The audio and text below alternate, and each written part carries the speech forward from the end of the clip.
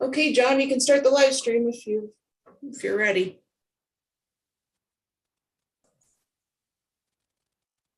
And we're live. Okay, thank you, Mallory. I was going to say good morning, everyone, because that's what I'm used to saying when we start a council meeting, but it is an afternoon meeting, so good afternoon. I will call the meeting to order for the Tuesday, May 3rd special meeting of council. And Mallory, if you could do roll call, please. Okay, Councillor Clark. Present. Councillor Donaldson is not present yet, but will join us soon. Deputy Mayor Kennedy. Present. Councillor McKechnie. Present. Councillor Smith. Present. Councillor Wood Roberts. Present. And Mayor Roberts. Present. Perfect. Okay, thank you. So first item is to adopt our agenda. So I'll need a mover seconder for that, please. I see Councillor Wood Roberts and Councillor McKechnie.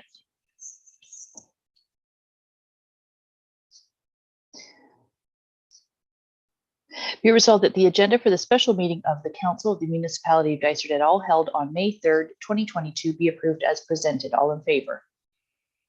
Okay, carries. Next, I'll ask if there's any disclosure of pecuniary interest. Seeing none, I am going to turn the meeting over to Stacy and John. Welcome back for our second workshop for the strategic planning session, and I'll basically turn the chair over to you. Stacy, do you want to start? Yeah, and I'm just going to share my screen here.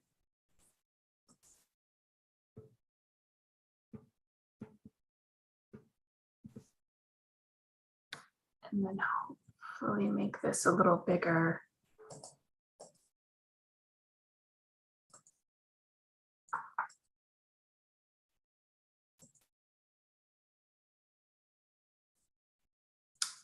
Okay. So thanks everyone for your time today. We're going to open just by chatting about the purpose of today's session. This is our second workshop, and as you all know, we'll be having a third in about 2 weeks' time. Today's focus is really on the vision, mission, and values.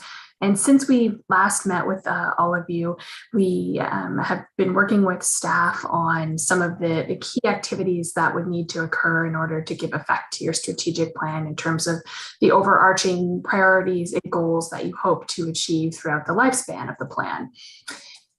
So we're going to give a brief background or kind of in terms of where we're at in the process. And then today's session is really a focus on the mission, vision, and values, brainstorming that with you. We have a few suggested drafts really for discussion. We have, we're not tied to them in any particular fashion. We really just wanted you to have something to work from as a base, because that is a lot less intimidating than a blank page, which can be a lot. Starting from scratch is much tougher than starting from something that you can tinker and edit. At least in my experience, and I think John's too. And then we'll end off quickly just with outlining the next steps. So you've all seen a version of this slide before, but this is really the role of staff and council in a strategic planning process. So, the roles are separate, but they are complementary in that they work together, and that's how you get a strategic plan that is authentic to your organization and to your community. So we worked, as you know, in the last session with you, validating the SWOT, which came out of interviews with each of you, as well as with your senior management team. And then, in our last session, we really focused on kind of the core pillars of what a strategic plan might look like for Dysart. And we tinkered with those. We presented you with some suggestions, and we took that back and worked it up a little bit more. And you'll be seeing kind of the next iteration of that on the following slide.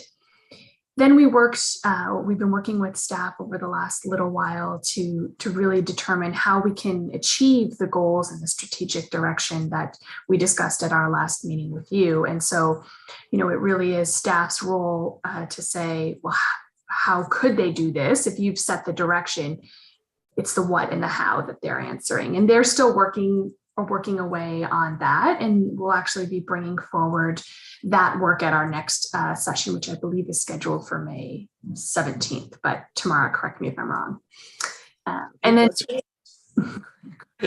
Great. And then, so the next version of the strategic plan that you'll see will be more fully fledged. It'll have your pillars as well as your goals, and then some of the actions that you could take to give effect to those things and really, ensure that you can implement a strategic plan and actually deliver on it. And at that point, we'll be bringing it back for discussion, as well as, eventually at some point, the endorsement of council. And then, of course, once our work is done, staff will go ahead and start implementing the strategic plan over its lifespan. And it'll be both the role of staff and council to monitor and review progress, to suggest, amendments as the community evolves or as the organization evolves. Many strategic plans are living documents, and you want to update them periodically, as well as reviewing where you're at in terms of the progress being made on those goals. Anything you wanted to add, John? Yeah, I'd just say this is just a super handy slide because, it captures a couple of really important realities. One is that, there is this reality that there's a role for council and there's a role for staff. And, yours is at the strategic level and theirs is more down in the weeds. But you can't validate your strategic direction if you don't know what they're going to be doing when they're down in the weeds. And so what's really critical is to maintain the communication back and forth between you. Like you've given them a great set of broad directions around setting the strategic direction, which is kind of like what happens when you go to a restaurant and say, "May I take your order, please?" And then they go off and cook it up. And then, usually the first thing that they say to you after you've had your meal for a minute or two is, "How's that tasting? Is it okay?" Right? And that's where the next endorsement phase is, because if you don't see your strategic direction expressed in how they want to specifically cook it up, what they're going to do to achieve your goals, that's the chance to tweak it. But then there's this kind of realization that once it goes off to them after you've endorsed it, that it's kind of their terrain to implement. But it really is a share, functionally every time you go into the grocery store, you're accountable for how well it's going. And that's both the privilege and the challenge of being an elected representative. And so that's totally why the monitoring and reviewing is a shared responsibility. And then that kind of the cycle starts again when the next time you come together and say, "So how are we doing? What are our strengths and weaknesses and opportunities and threats?" But it's funny, the Municipal Act could do us all a lot more favors in terms of spelling out the relationship between the head of council, the senior administrators, and then the civic administration in those scanty sections in the Municipal Act that describe it. And this is sort of based on the legislation and based on our experience and based on the practicalities of how things really work. But it's not a bad thing to have in your mind generally, as well as specifically for this task, because it's actually the way it works. It's what life looks like. So just but I just emphasize that this isn't a bad slide to keep in your record. Great. So you'll remember seeing a version of this slide last time, where we had kind of pillars and some suggested goals. We have taken your feedback back and worked this up again. And this is the version that staff are currently working with in terms of identifying some of the things that would fall under each of these pillars and related goals. And, we want to be clear that at this point, this is still in draft form, and the next version that you see on May 17th will likely look slightly different, because to John's point, if there aren't any activities that fall beneath these, then maybe it's not the right goal, or maybe something needs to happen, tweaks within. And so that's the next stage of this work, and then to bring it back to you for further review and consultation, as well as validation. So this isn't the last time you'll be seeing it, but it is a different version of the one that you saw. And of course, tomorrow I'll share this presentation so that you can all look at it in more detail and mull it over. And as per our last discussion, please feel free to send any feedback directly to us. We're also happy to chat about this further, on a video call or conference calls. So we really do want to hear your input. So feel free to reach out directly to us, and we'll make sure that you have a copy of this as well. And that leads us to today's working tasks, which are about really focusing on the vision, mission, and values. And you'll remember last time we had a few slides at the end of our presentation that were really for you to kind of take back and just think about. And now we're back here today to really do the work in terms of figuring out what, an appropriate mission, vision, and values might be for Dysart. And I'm going to turn it over to John. And I'm also just going to end the slide here as the slideshow so that we can you'll remember we did this last time, we take live notes. And I can't do that when I'm in the slideshow function, but I'll try to make it as visible as possible here as well. So, I skipped a slide. Sorry, there we go. Is that okay? Can everyone read that? Thanks, Stacey. So the vision, mission, and values are a really important part of a strategic plan. And of course, it's sort of a challenge because you guys don't have one from previous work to draw from. And so the first one you write is always the most challenging. And so congratulations, it falls to you to make this contribution to your community. Mission, vision, and values are key parts of the sort of profession of strategic planning. And I guess what's a little bit challenging about them is, if you guys ran Burger King, you would probably have a mission that said something like, every day we provide great tasting burgers at affordable prices to, with quality that people can expect in a clean environment, or something like that. And then they'd say, what would your vision be? Well, our vision is that in 10 years, what we want to be is like understood to be the best burger place ever, or something like that. And it's a lot more challenging to try and come up with a pithy one phrase or one sentence that captures something as complex as a municipality.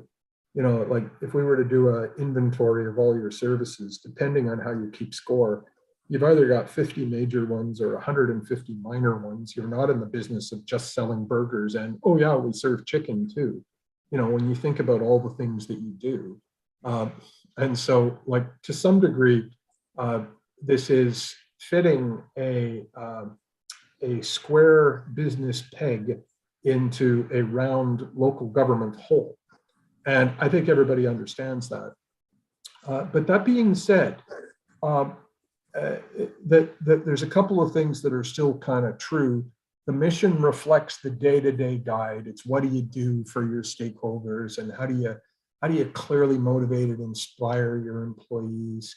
And is there something pithy that you can say, yeah, basically every day we do this? And the vision is more where you're heading.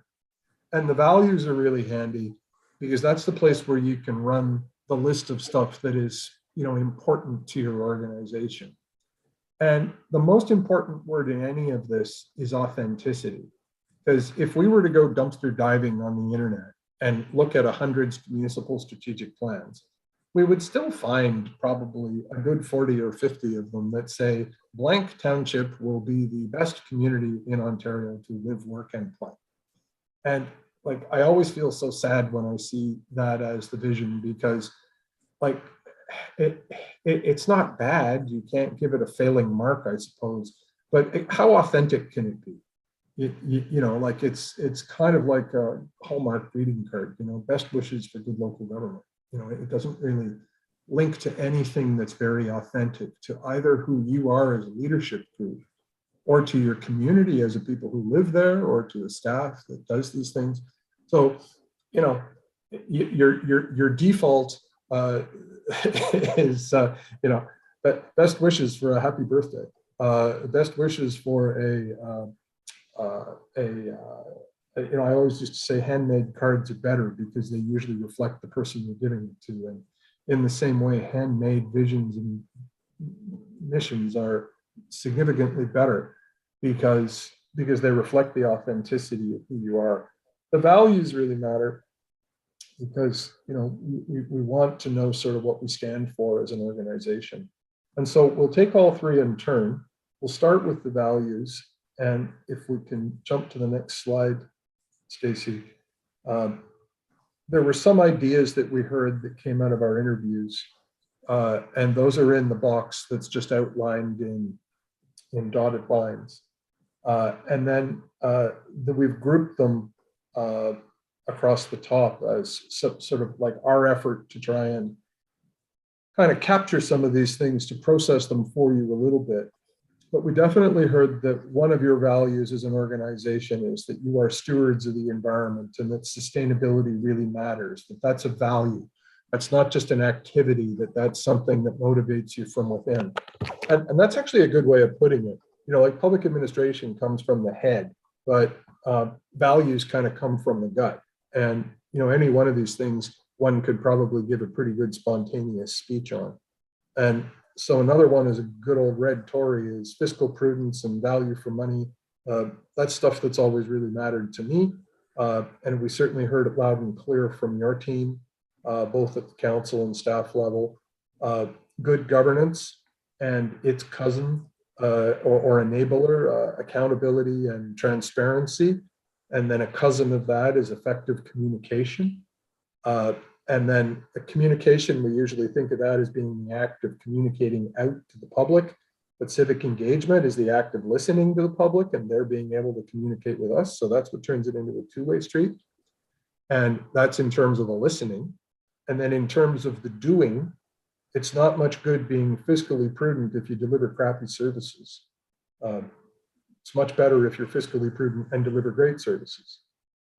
And so of course it's tricky, because then you have to figure out how to deliver great service while being fiscally prudent. But that's probably one of the best definitions of the classic dilemma of public administration. How do we give great customer service while achieving great value for money and fiscal prudence? And you know, the value for money is how tight we squeeze a nickel, and fiscal prudence is how we make sure we don't spend too many nickels.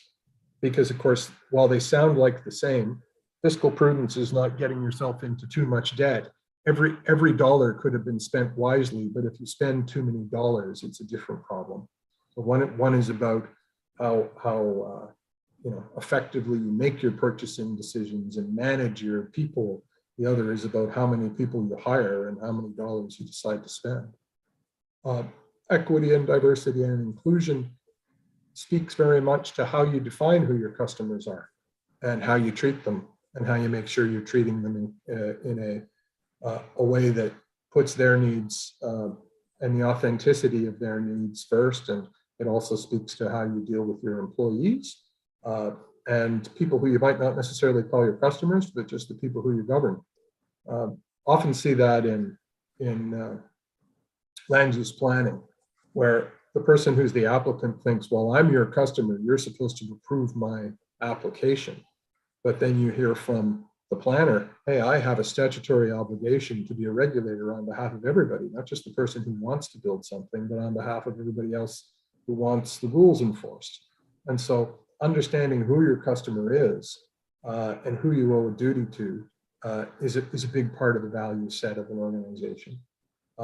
Continuous improvement is a huge enabler of value for money, but it's also a huge enabler of customer service. It's a huge enabler really of everything. It's an attitude about however good we were or however bad we were yesterday, we'll get better tomorrow. Service excellence is a cousin of customer service orientation. You can be excellent without being particularly responsive.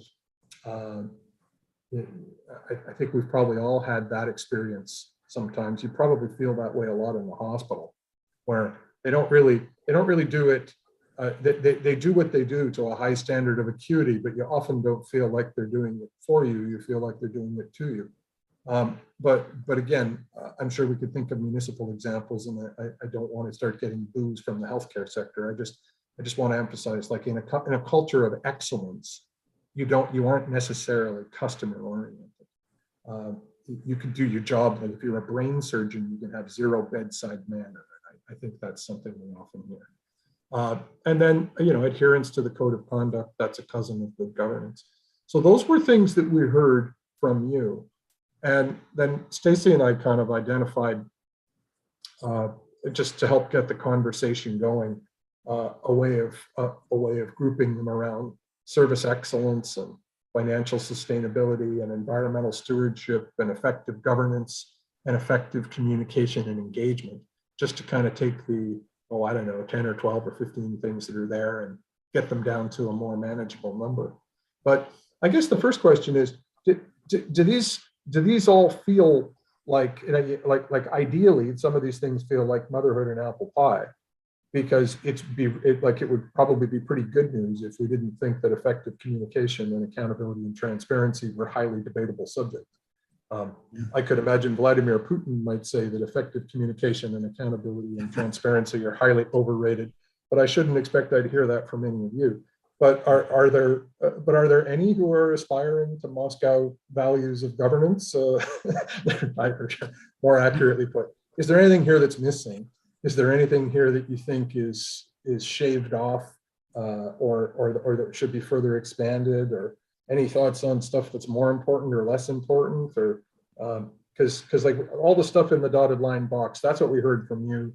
We're trying to hold up the mirror in the blue boxes, but this is the time if you think there's anything that we're missing or that you'd like to add. John, if I could just add one thing, I also wanted to share that this has been informed by a staff engagement survey that we sent out a couple of weeks ago. And so staff also, frontline staff, this went out to all staff. So they also provided some input into mainly these values. We actually tested some of the, especially the longer list, we tested them. And then that's partially how we came, as well as through all of the other consultation that we did with you and SMT in terms of coming up with a first draft of these. So I just wanted to share that as well, that feeding into this is also the findings from the staff survey.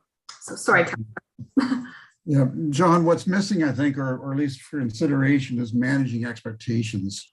And the reason that seems to be important is the change in our culture and, just the type of calls that we as council get, and actually what the team at the office gets. People seem to think their issue is the only issue, and they don't seem to understand how everything connects to make us a sustainable and successful community. So it comes back to, as part of a communication strategy, and for customer satisfaction, is somehow managing the expectations as to what we're delivering and why we're delivering it in certain ways. So just some food for thought in terms of trying to reach that client satisfaction piece. Thanks. That's a good point. And I don't know whether one of your values would be that you would manage expectations, or if that would be a specific outcome that you'd associate with your civic engagement and communication strategy. But it's a really important point, and it's one that we heard, Councillor, from frankly both staff and from the council side. So it definitely belongs in the equation somewhere. It's usually part of the communication strategy that forms part of strategic plan. And my background is with kind of senior project management and trying to drive change through organizations. And if you don't have something to manage expectations, you're constantly fighting to get from point A to point B, and without all the noise that goes around with trying to drive change. Thanks. And I should just say, I can see the deck beautifully, but I can't see all members of council particularly well because of my screen. So if you feel like you're waving at us and we're not responding, it's only because we can't see you. So just let us know. I can see everyone, and I think the mayor had her hand up.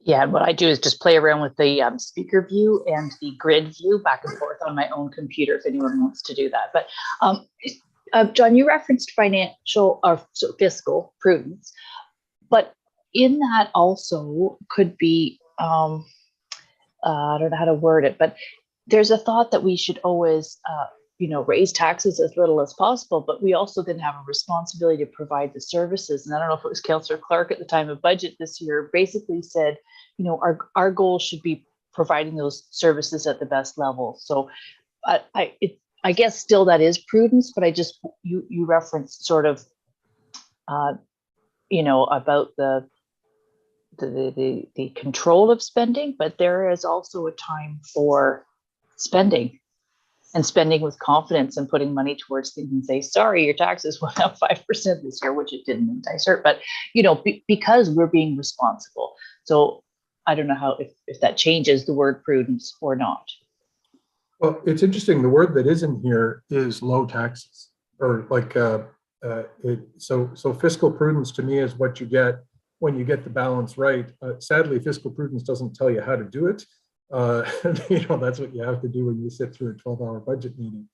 But you're absolutely right. The lowest level of taxes is not necessarily the most prudent one if all it does is create a giant deferred maintenance backlog that clobbers some council in 12 years. And I think it's fair to say that many people thought that Hazel McCallion was just the bee's knees because she always froze taxes. But since she retired, people have noticed that taxes have gone up quite a bit, and that's because instead of using the development charges to fund a lot of stuff that probably was, being cross-subsidized, stuff was going into their reserves, and they were using their reserves instead of increasing their taxes. And now their taxes have been going up at quite a punishing rate to largely manage a lot of those years of zero tax increase. So, particularly as Dysart, like the rest of the province, comes into a high inflation environment, prudence certainly is not going to mean tax freeze. It's going to mean prudence. And that's what I meant. So thank you, and you captured that well. Yeah, that's a really important point. Okay, I can. Councillor Wood Roberts has got her hand up. Just as to what Andrea was saying about the fiscal prudence, and I mean, you have to be careful what you spend, but you also need to be careful what you tuck away into reserves. So there has to be a good balance there that's transparent to everyone, as opposed to, if you have to raise your tax levy a little bit to put something into your reserves, that's fine. But people should understand what those reserves are used for. So just clear communication with the community as to this is why your taxes are going up, kind of deal. Yeah. And what's really important, the connection you just made there, Councillor, is like some people say, oh, well, what's the good of a bunch of motherhood statements in a strategic plan? Well, actually, the good of it is, if you keep a little list like this handy while you're writing your staff reports, and as council, when you're reviewing your staff reports, you can say, okay, well, this may be financially prudent, but does it come with a plan to effectively communicate what we're doing with it and be transparent about it, like you were just saying? So sometimes these can be a very useful set of cross-check tools that help you evaluate the effectiveness of everything that you do over the course of your term, which is honestly the reason why people bother coming up with the values of the organization. It's not because we do it, stick it in a document and forget them for the next 4 years. It's because it actually is useful as a cross-check. Councillor Smith? Yeah, thank you. Good discussion, and I think the point I'd make here is really building on what's been said around managing expectations and the whole topic of fiscal prudence, taxes, and so forth. But it really becomes, what do these things mean, and how do we measure? And you can talk about fiscal prudence and value for money and the implications of that on taxes, but I could look at something more generic. You used the term motherhood. These are all good things in my mind. Some ideas we heard. There's nothing there that I think one could argue with. But maybe you'd argue over what they mean or how you measure them. What are their implications?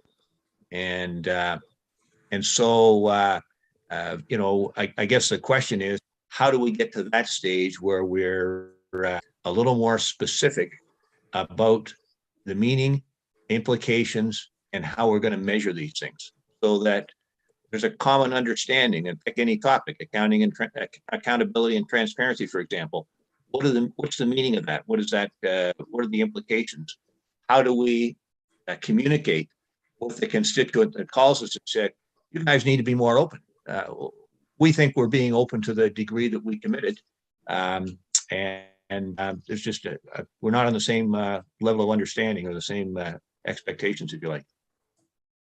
Yeah, and just an important point is that in the next conversation that we have, when we bring back the specific staff activities that will be used to give effect to the specific council goals. So back up to this page. So each one of these things will be modified by several specific activities and suggested performance measurements. So that'll be a feature of the next version as we get into this too. But we can just jump back, Stacy, to 7. But it could be that a value we want to add is, you see how some of these are nouns and some of these are verbs, or like adherence to the code of conduct, or effective communication. Or communicate effectively would be the way of turning it into a verb. What we would need to do is come up with some consistency so it doesn't look like the people who were preparing this for you were incapable of telling the difference between verbs and nouns and things. But we could come up with something that, whether it's a commitment to performance measurement, or whether it's to measure performance, or whether it's to use key performance indicators, that kind of thing. That could be a value that we want to build in. Could also just be an activity under your pillar related to quality management. Other comments? Is there anything here that's bugging you, like stuff that you don't think belongs here? Because that's actually great. If we know that the content that we do have is good, then we can use the whole. If something else occurs to you that you think should be here that isn't, we can always add to it. But as long as we know there's nothing here that you don't like, that gives us a good solid foundation to build on. So I'll just ask that if anybody's got anything you want to comment on that's making you nervous, let us know. Councillor Smith? Well, one that I wonder about is adherence to the code of conduct. It's a little bit like saying, you're supposed to be honest. We're looking for high integrity. Don't rob a bank. It's the rule of the game. It is the fact of the matter, and it's not up for debate. And therefore, why is it there? That's, the reason it's in that box is because it came out of the commentary. But you're right. I think in the blue boxes across the top, I'm not sure that it made it in. We just stopped at promote transparency, openness, and accountability. So actually, it's not a bad idea calling that out more expressly to just sort of show you which things were on the list that we heard from participants, but which we didn't necessarily promote up to the level of the blue boxes. I guess we didn't put in the adherence to the code of conduct. John, I guess my point is that, you pick environment, for example, we could make a decision as a council that we're going to focus on the environment or we're not going to focus on the environment. Yeah. Under the Municipal Act, we don't have a say. We need to adhere to the code of conduct. End of discussion. Yeah, and actually, I'm just looking. Unless I'm skipping over it, we actually didn't turn because we translated service excellence. It's obviously the first yellow box here. It's better to do that with the font color. And clearly with fiscal prudence, the language we used was financial sustainability and value for money. So I guess we didn't use that specific phrase. And the reason I'm crossing it out is not to cross it out. I'm just saying that it's not there unless we move it there. We did use value for money. And so it's currently in the summaries. And it's actually going to be quite a useful conversation, I think, for you to tell us how you want to alter this. We used effective governance instead of good governance. Accountability. We've got an openness and accountability and transparency. So those are all there. effective communication didn't actually make it. Did it's on the end. Sorry, which one? It is. It's the Oh last. yeah, sorry, at the top. Yeah. Yeah, I'm sorry. The civic engagement, which is the two-dimensional aspect of it, is it's captured in the heading there. So it's actually in the summary. Customer service orientation is over here, and the EDI one I don't think has a specific heading. So we'd need to promote that if we want to do that. Again, I'm not crossing them out to cross them out. I'm just keeping track of what's not there. And continuous improvement didn't make it up either, although that could wind up being an activity. And performance measurement, I think, is going to wind up being an activity throughout the organization. So that's where it currently sits. So like, we'd be happy to either, if there's no reason for there to be 5 here, other than that was what we started with. Like, we could create a couple more to better suit you, or add in any of the other things from the highlighted, or from the outlined box that you might wish us to add in.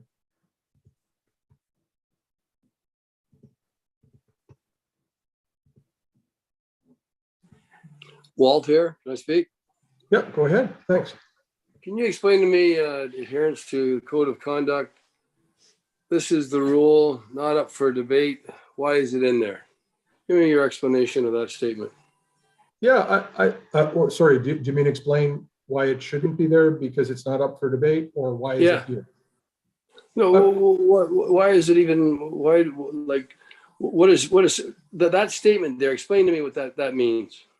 Oh, well, you know what? It's there because we were trying to be faithful to the feedback that we got from participants in the process. That's all. So they're saying that the code of conduct doesn't matter? No. What I'm saying is the reason it's on the page is because somebody said it. The reason the counselor was just saying a minute ago that it needn't be here, it's because it's not optional. It must be followed. So to say that we will follow, it's kind of like saying we'll be there. And so on that basis, it might not add a lot of weight to the document. But yeah, you're absolutely right. It must be adhered to. So it's not that you can't adhere to it. Does that explain what you want me to get at? Yeah, I might come back. I'll talk. That's fine. Thanks very much. Yeah, okay. Mayor Roberts? Yeah, it's there because that was included not just from one person during the feedback, likely a few people. You would probably have not just put it if only one person said it. So just as it's the law that we're supposed to be open and transparent, but that doesn't mean that in municipal government across Ontario, that the odd time maybe things happen that aren't open and transparent. So it should be something that you're every day striving for. So I don't know if this is the place for it, but I think it should certainly be something that all municipal councillors and staff strive to adhere to the code of conduct, because we know that there are times when, I can tell you from being the chair for 3.5 years, there are times when I've had to take my little gavel and go, stop. So I think somewhere it should be included personally, even though it could be stated as it's a given. Well, good governance is a given. And like I said, transparency, but we're creating this for Dysart. And I think it should be something that it's like, if it's there and it's written in our mission values, etc., then it's something that, yeah, it's a reminder, if you will. Right. And you know what? It's also like an assertion that of things that we do them proudly, or we do them in a way that we're all committed to do. So it's but you know what? Like, as between Councillor Smith's perspective on that and the perspective you were sharing, I don't think that one is correct. Like, what it really comes down is what's authentic to what council wants to say. Is you can proudly trumpet something honestly, I'd like to believe that fiscal prudence and value for money were inherent in all municipalities too. But anyway, Councillor Wood Roberts. I would agree with Mayor Roberts that the adherence to the code of conduct is a pretty important part of your mission and values in your statement for the whole municipality. It's for all councillors, it's for all staff, it's for all committee members. I think it's an important perspective to have in there.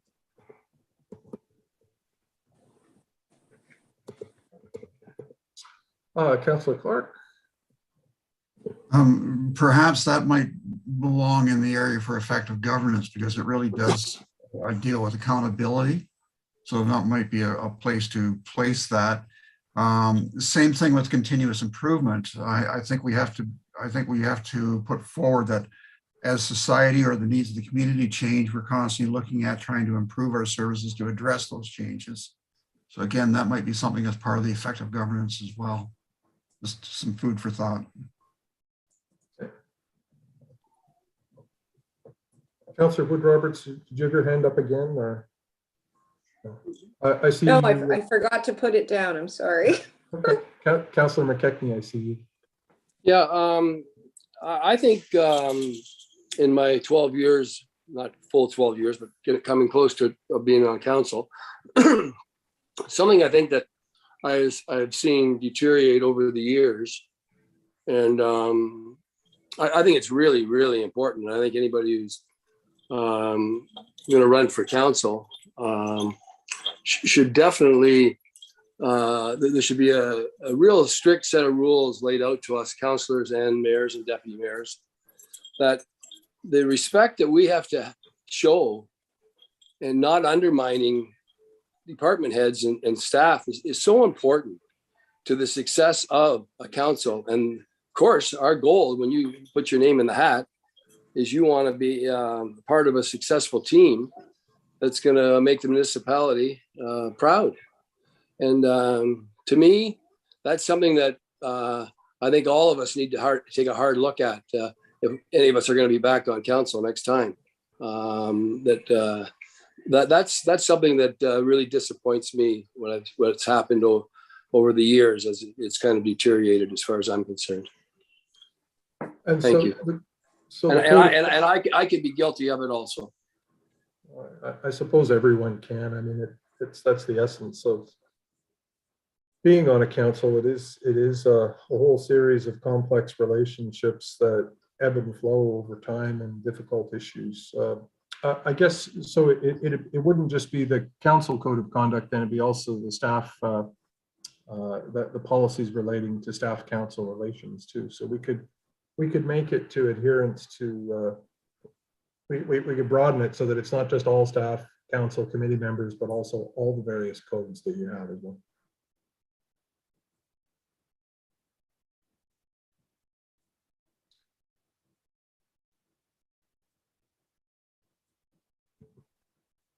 So I stopped crossing them out because I didn't want to give the impression that they were crossed out. That's why I just switched them to blue. Can I just ask you specifically about fiscal prudence? What it's captured up here right now is financial sustainability, demonstrate value for money in municipal spending and investment. Is there any magic to fiscal prudence that you want us to capture that, or does that kind of get it where you want that one to be?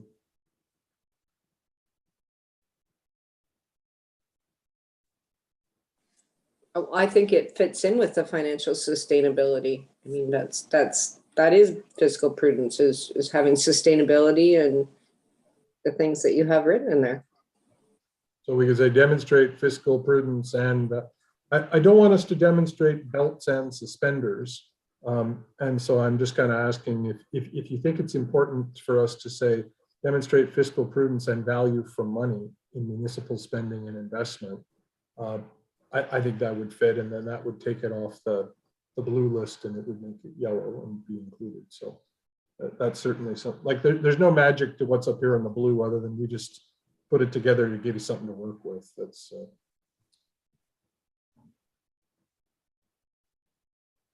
And I think coming back to Councillor Clark's suggestion, I think you were saying that we could figure out a way to wordsmith the adherence and stick this content up here under an expanded effective governance. I wouldn't propose that we take your time to get the wordsmithing of it right now, but that's where it could go, and we could, when we come back to you, we could show you what the amended form looked like.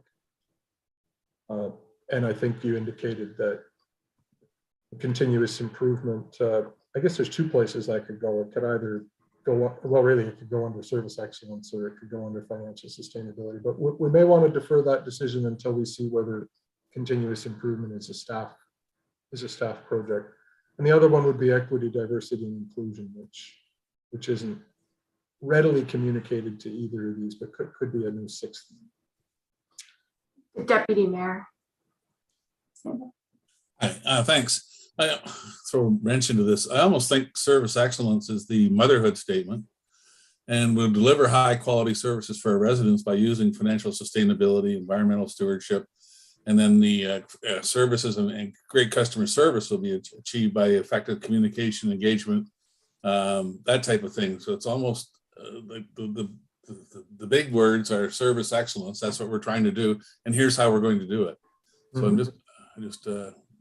So So actually, what you just did was almost perfectly transition us into talking about the vision and the mission, because the statement of what we do every day, and the big words, if you will, that transitions us into mission conversation, which is perfect. So why don't we, unless anybody's got any further commentary on the values, what we can do is we can talk about the vision and the mission for a bit, because it's very common that your most favorite value becomes a key component of either the mission and the vision. So honestly, what you just said is perfect. So it's going to help jump us to the next. Any other comments on what we have here, just before we jump forward? Madam Mayor, did I see your hand up just before the Deputy Mayor spoke? Yes, but I'll hold that thought. It was to do with the last one that was in blue for diversity, and I don't know where that got put, but I also thought that would be under custom or the service excellence, which has now scrolled up a bit. So yeah. It could definitely be over there, or it could be in its own heading. It's considered so important these days in a lot of circles that, you know, burying it in a pillar is one possibility, and having it as its own is another.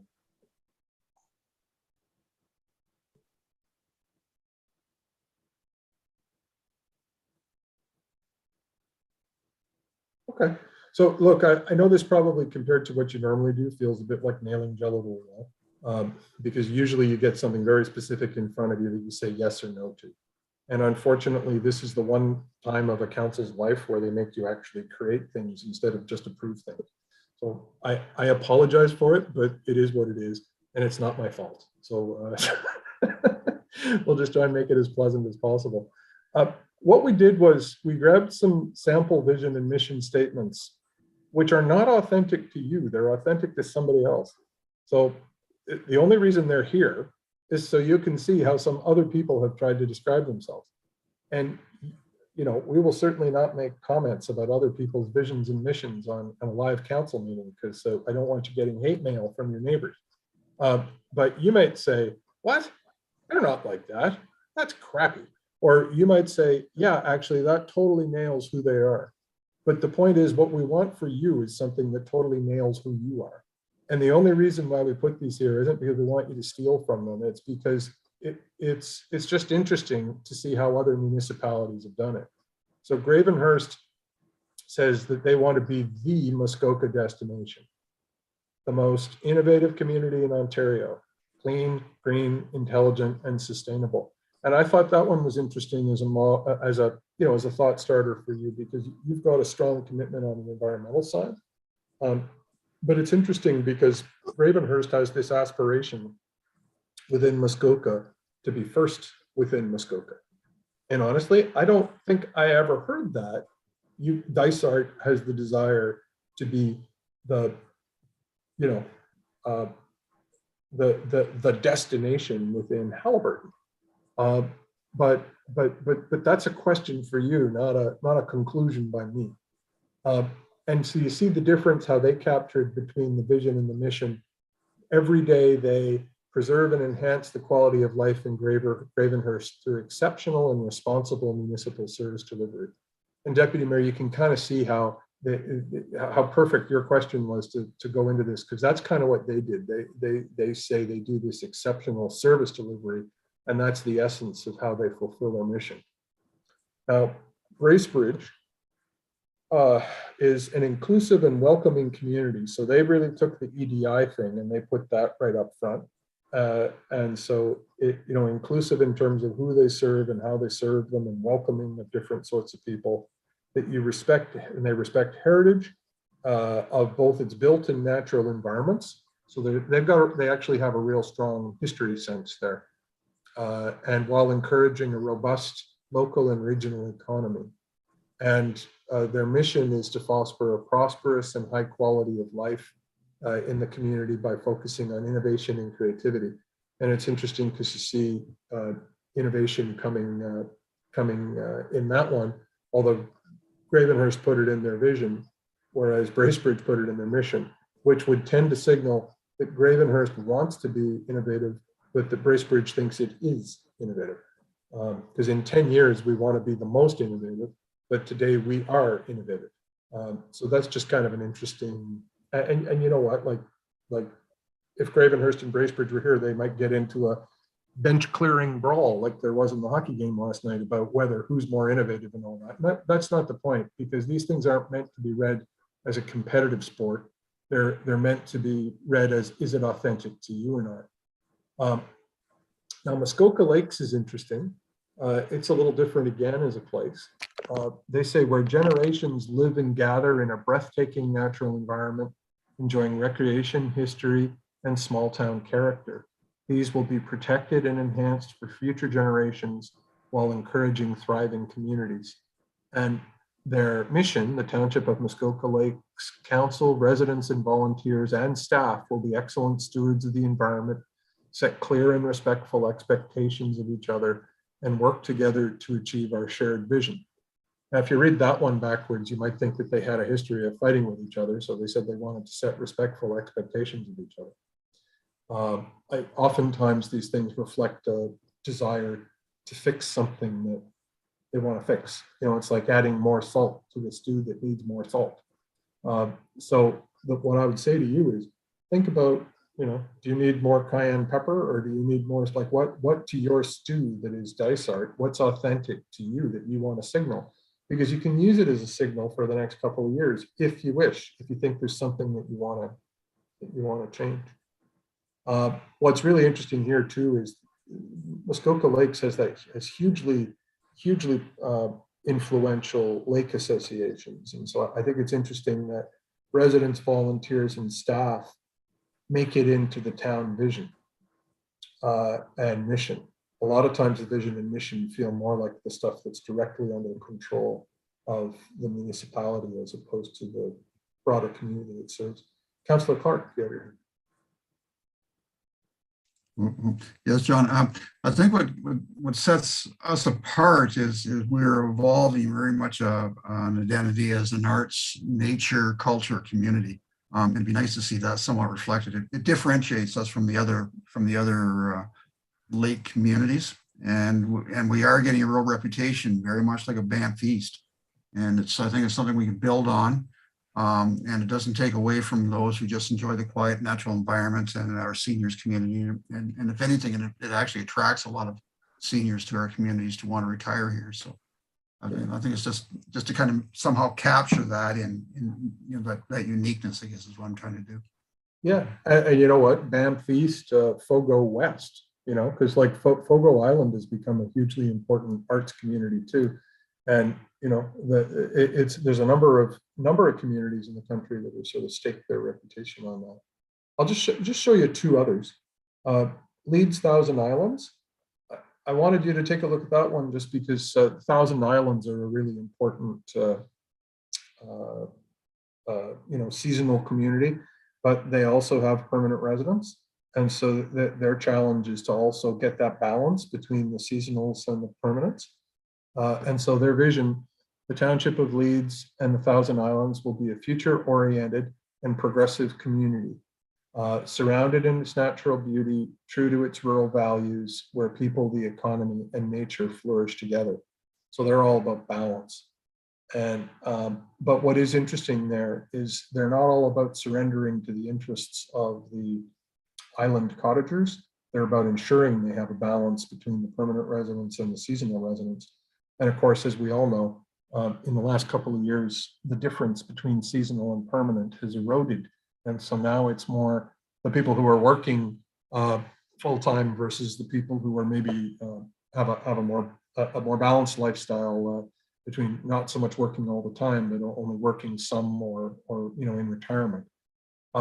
Their mission is a real sort of regular army kind of mission. We operate, maintain and grow Leeds in the Thousand Islands, its services and assets with a focus on sustainability, improvement, and customer service. So that one is that they're really kind of emphasizing the combination of, like the three pillars of sustainability, continuous improvement, and customer service. And so we look after the land. We make sure that we do a great job and a continuously improving job, and we do a great job for the people who we serve. And Rito Lakes is another one we thought was worth your attention, just because it's also a lake-based community, beautiful place in Eastern Ontario. They don't have a mission. They didn't follow that pattern. And you don't have to either if you don't want. But their goal is to foster a prosperous, growing, and progressive community that's economically, socially, and environmentally sustainable. And again, a kind of balance. But I don't know that you'd feel a lot there that's awfully authentic. Like, honestly, that could be you, that could be anybody, right?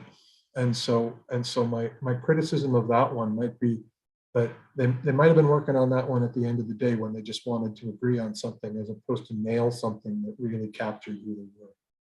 And I appreciate that you're smiling, because what I really want for us is for us to capture something. It might be what Councillor Clark just said. It might be that what's really special about you guys is the art stuff. But well, let's. What we've done is, with those as some examples, and there's a kind of a Venn diagram-y way to think about this. And the next two slides are not us telling you what your vision and mission should be. It's just us trying to tell you how to think about it. On the vision side, some things are sort of years away and need to be attained. And on the mission side, some things are already day to day, and it's your commitment to keep on doing them. And some things are a mix of both, right? And you kind of see this, Gravenhurst, when they said, we want to be the best destination in Muskoka. Well, I'm not sure that they would say they're there yet. So that's one that's really clearly focusing on where we want to get. If you look at the mission for Leeds Thousand Islands, that's a real good example of the day-to-day commitment of what you're doing there. And the real critical point is the one we've already made, which is what's going to make your plan good is the authenticity of figuring out what the balance is of which. Now, one way that we can do that is by taking a look at the next slide, because your 5 pillars were sustainable growth and environment, infrastructure planning and investment, economic development and prosperity, governance and operational excellence, and a vibrant community with great services. And I kind of felt like there wasn't anything that we'd set out yet that specifically said, well, here's where we want to be in 10 years. But that within the 5 pillars that you had stuff that was really kind of a heavy mix of, if we just jump back to 9, Stacy, a heavy mix of stuff that's in that mix between some things that are years away and need to be attained, and some things that are day to day and your commitments to keep on doing them. And I think, and we can jump back to 10, And I think the real issue that you've got is that I just say from listening to lots of you and listening to your staff and all, it does feel like there's a bit of a need to come together around what do we want to be in 10 years? Because I'm not sure that the plan that as it exists so far has really expressed that. So the vision, it could either be your opportunity to assert that you know where the place should be going, or it could be your opportunity to assert that your task is to collectively figure it out. And honestly, if that's where your head is at right now, collectively, that actually things have fundamentally changed under our feet in the last 5 years, and that the real task of the next 5 is to figure out what the next 10 should look like, that could be a very fair definition of what your vision is. Or it could be that you already know where you're heading as a community, and that it's, and we could figure out what to prioritize. But this is not a bad way to sort of say, well, here's what we said we were going to do. And the visionary statement is meant to be a kind of a summary of all of that. And so like, I think we could have all kinds of discussion about whether you agree with this characterization or whether I've even explained it well enough so that you know what I mean. But I see most of the stuff in your 5 pillars as being in this hybrid space between some stuff that you're already doing and some stuff that you need to do. But that there's not a clear Gravenhurst like, well, in 10 years, this is what we want to do. Because they know they want to be the destination in Muskoka. And I haven't heard anything that's that clear. Unless it's 10 years from now, we want to make darn certain that we haven't screwed up our environment. Because I think there's been a lot of clarity around that. But that's, and so the way you turn a not do something into an affirmative statement is you say, well, we're going to preserve. And in that regard, it might start to feel, Stacey, if you can pop back to 8, it probably feels a bit more like Muskoka Lakes. When you're, as soon as you're invoking generations living together, you're talking about being long-term stewards and protecting and enhancing for future generations. So I think one of the reasons I wanted to show you Muskoka Lakes is where their authenticity wasn't, oh yeah, we want to be great. Theirs was, oh yeah, we want to be protective stewards. And so that was how they captured that. But what we'd aspire to do is figure out how you want to capture that, not how they want to capture that.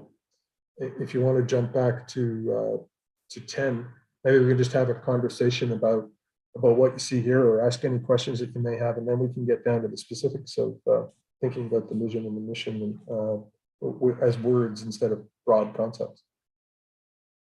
Deputy Mayor? One of the things that I was hoping to come out of this whole exercise of strategic planning was that we would start to look at dealing with the potential challenges that we're going to face in the future, whether it be the infrastructure, the maintenance, roads, buildings, whatever. Right now, I don't feel that we're in a position that if a major developer came in to do something, that we would be in a position to say, yes, we have this area set aside and this is our goals here to make this area do A, B, C, and I just think that's missing. I don't know if 10 years is the right thing, but I try to look through everything that I get involved with is the lens of how is this going to benefit the community in the future, and can we get there affordably? And I don't know how to address that in the context of the direction we're going with this right now. So it's just left field thought. Sorry, John. Oh, that's actually great. Because if we turn that into an affirmative statement, as opposed to a question, what we could just as easily say is something like, our vision is that we will have a framework for sustainable growth for the community. That in 10 years we will have this, because like just because you're on a journey and you haven't gotten to the end state yet isn't a reason to get all down on yourselves as a community, like or as a task group of individuals. That the universe has shifted under your feet immeasurably in the last 3 years. So before, your problem would have been, how could we attract someone here? Now your problem is, how can we accommodate the people who want to come without ruining the place? So actually, if you want to riff off of that, our vision is that we have managed the challenge of growth while preserving the essence of what makes Dysart Township a wonderful place to live, work, and raise the family. Like that's how you take your question and you turn it into a vision statement or a mission statement. So you just keep bringing your left field thoughts, because they're all good. Madam Mayor. That you just captured that so well, and Deputy Mayor Kennedy too, to start that conversation, because I don't think today's exercise is to have the specific like a 4-year cycle when a new council comes in, and these are our actual goals for this 4-year cycle. Those things will have to fit under the umbrella of the strategic plan. But for 10 years, it's not growth at any cost. And what John Matheson just said in terms of, however, even, 20, 15, maybe even 10 years ago, we were like, oh, look, somebody's going to build a new store down here and we're just, excited of these things. And now it's like, whoa, a little bit, it's all coming really fast. So it's not growth at any cost. It is growth that must be sustainable, and that is environmentally, all environmental protections are in place, so that we don't lose ourselves in all of that. So I don't know how that gets captured, but that is so important, I think, to everybody, that we can agree on. And Councillor Clark. John, is it feasible then to include something in the strategic plan that we will invest in growth strategy going forward, that we need to make allowance for, as Deputy Mayor Kennedy has said, areas where we can grow. But the other part of it too, though, is not to lose face of why people are coming to the community. As I mentioned about the arts and the culture piece, we currently have Head Lake Park, which is a big piece of that, and it's growing. But there may be need for things like a proper recreation center or resources that enable the community to engage and to be active based on culture and nature and things that make our community special. Absolutely. And what I would expect, and Stacey, if we could pop back up to 4, ensuring growth is appropriately managed, protecting the natural environment. Those sound like Hallmark greeting cards. Your staff is going to come back to you with specific activities that are going to elaborate what each one of those mean. And Councillor, you just asked if it'd be appropriate to have something about we'll invest in a growth strategy. That's exactly what I would expect one of the underlying specific activities to be that would elaborate on managing growth. So that's how the different tranches of these things fit together. Absolutely. And I would also expect, as you see under the 3rd column, economic development and prosperity, support the arts and culture sector. And then I think the other point you were making was the various assets that you might need, like rec centers or whatever. That probably sits under the 5th column, the 3rd bucket, support aid-friendly and healthy and active community. It could also be under your infrastructure plan, because if it's a combination of the rec services that you provide and the infrastructure that you invest in to create it. So that's where you go from the top level, where we've been kind of talking so far, back down to the more detailed level where you guys spoke at your last meeting, and then cross-checked by what staff is working on right now to really turn the things on this slide, transform them from greeting cards, best wishes for growth management, into specific activities that'll get something done. And where that really links in with what Councillor Smith is always talking about performance measurement, that's where these things actually go from being the generalities to the specifics, and you could know if you've actually done something. So I see Tamara wants to just chime in, and then we can go to Councillor Smith. Nope, did I put my hand up by accident? That happens with it sometimes. I'm sorry, Don. You carry right on. Okay, Councillor Smith, and Stacey, we can go back down. Yeah, thanks. And again, good discussion. I think, to me, I wasn't going to talk about metrics this time. I was going to come back to, the mission and the vision side of it, and the importance of recognizing why it is that people come here today. And that is about our natural assets, the lakes and forests that attract people here, the attractions we have today, things like Halliburton Forest and Abbey Gardens, and even the campgrounds, Mediba and all the rest of the campgrounds, they're popular because of our natural environment, and that pristine, maintaining that pristine nature is so important.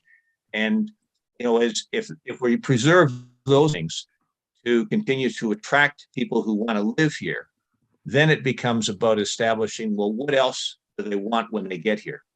But it's paramount in my mind that we be a great place to live for those who are interested in those natural assets and the pristine environment. And then we'd say, yeah, well, if thousands more people are going to live here, we're going to need better roads, recreation centers, whatever. But the essence of our existence is about protecting that environment. And one of the reasons why I'm always frantically taking down what you're saying is because I never know when you're going to say something brilliant or not that we can use. So that's one of the reasons why we try and capture this. So that, but like none of it has any status until you all decide you like it or love it or whatever. But that's why we're trying to capture as much as it is possible.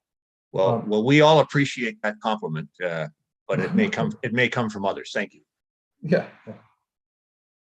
What? Who's next on the saying something brilliant sweepstakes? Did we want to move, John, maybe to looking at? Yeah. Now that we're already starting to get into some of the pieces of what we think the vision and mission are, so we'll just. Yeah. So look, we started with the mission.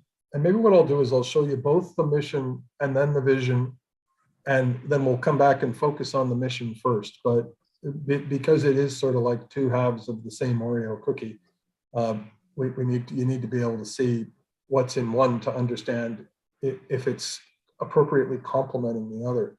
So some of the ideas that we heard from staff or from you that we thought were appropriate for the mission, and this is the day-to-day part of it. Every day we provide excellent services to our community.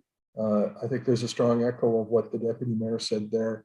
We provide value for money and innovation and a year-round destination and community, and we foster a high quality of life. So those were some of the things that we heard.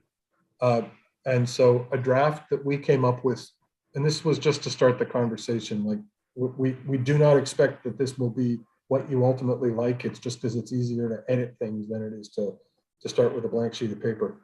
Our mission is to serve and engage our residents, visitors, and businesses, and deliver innovative solutions that advance the priorities of the community all year round. So that was a real kind of regular Army kind of mission, sort of out of the same style as the one from Leeds, Thousand Islands. And then let me just show you, if we jump to 12, Stacy, what we heard about on the vision. And on the vision, what we heard about was managing growth, sustainable growth. I think to that we could add the idea around being respectful of why people came here. That really feels quite authentic to you. So protecting the environment so like managing growth and being sustainable in your growth, but protecting the environment. A hub for arts and culture, demonstrating that we listened to Councillor Clark earlier on and did not forget that. And a welcoming to all ages in the small town feel. And so I would also point out that you don't have an existing strategic plan, but you've got an existing economic development strategy. And so probably in a meeting kind of like this one, you probably came up with Dysart et al. Is a culturally rich community which values the environment and supports an innovative economy, meeting multi-generational needs and embracing the spirit of our vibrant heritage. And honestly, that's not bad, right? Because if you cross-check things that are in that with the things that we heard from you through this process, they're kind of all there. And so the draft to start the conversation was Dysart et al. Is a culturally rich, welcoming community that respects the natural environment while encouraging a robust local economy and sustainable growth. So That was how we tried to capture it initially, but I don't think that's authentic to you yet. So like it could be that you want to crank up the environmental protection. You may want to say you're a welcoming community that protects the natural environment rather than respects, while encouraging. So like you may want to escalate your verbs here to make them a little more action oriented, a little more tough. But anyway, that's for you to decide. Like I think you'll know that this is right if you say yes, that's it. Actually, the mission is so dull. Why don't we start with the vision in this case? Talk about this, and then we can get back to the nuts and boltsy stuff in the mission and decide whether it's authentic to you or not. But how's this as a start? And how would we make it more authentic to you?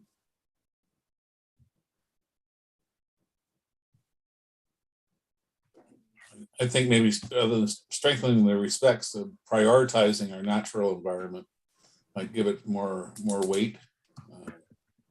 Or what can we community that prioritizes our natural environment while encouraging? Let's roll that out.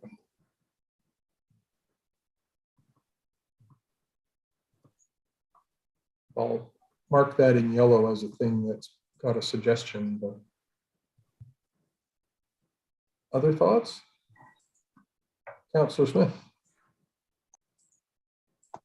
I like the Deputy Mayor's suggestion there to get greater strength around the environment, and I think prioritizing is a word. Another word that comes to my mind is the concept of leveraging that natural environment. That's what's going to help us drive growth and make our community better in the future. Actually, I'm sorry, Councillor, there was just a burp on the internet there for a second. I missed two words. I missed the word that you suggested. Actually, was it priority? What that you were leverage. Yep, leverage our natural environment.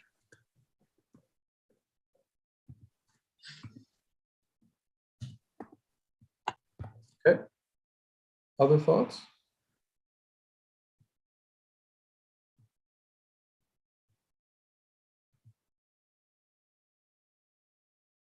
We got the culturally rich here. Does that kind of get at something that you think is you when you look in the mirror?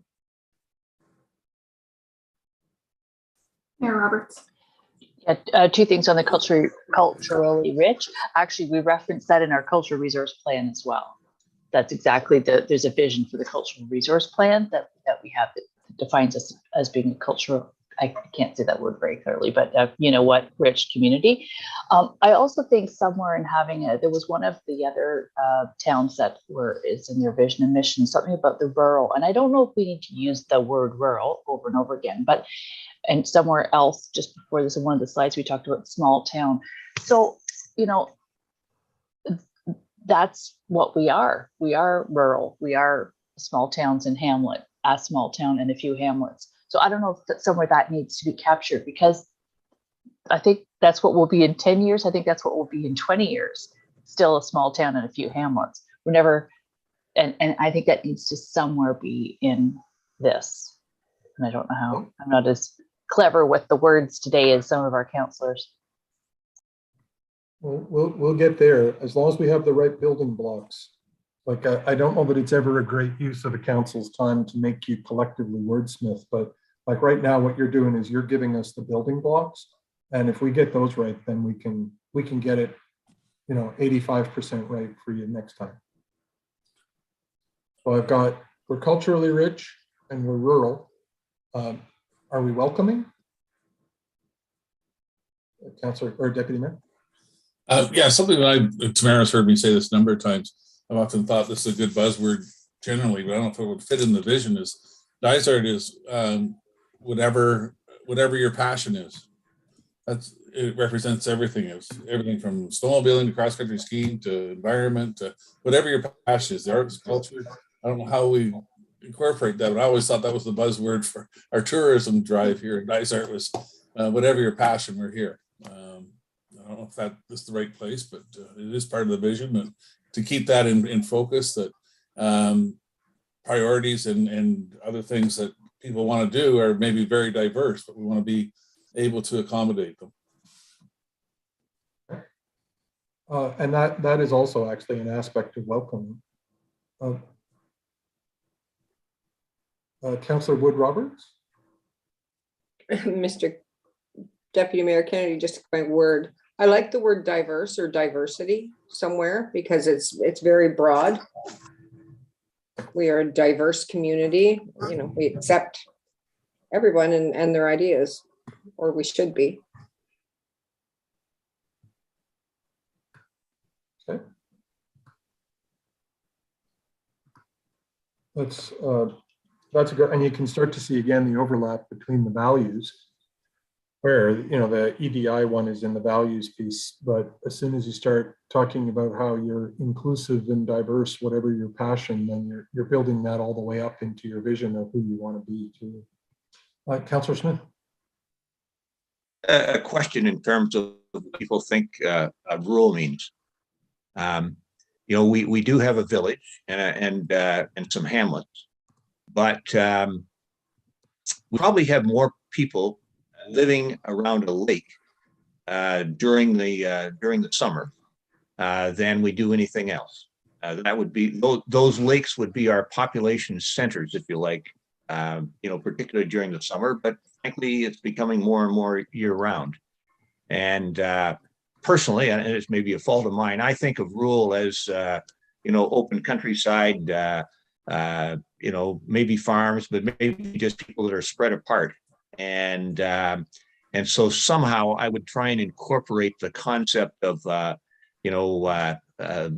lakes into that, beyond the small town and the hamlets, lakeside living or whatever. We'll definitely figure out how to get in. If I could. Yep. Yeah, John, if I could just quantify that, because I was the one who brought up the word rural. So I mean, it doesn't just mean farmland in Southern Ontario. Rural is the opposite of urban, is what was going through my mind.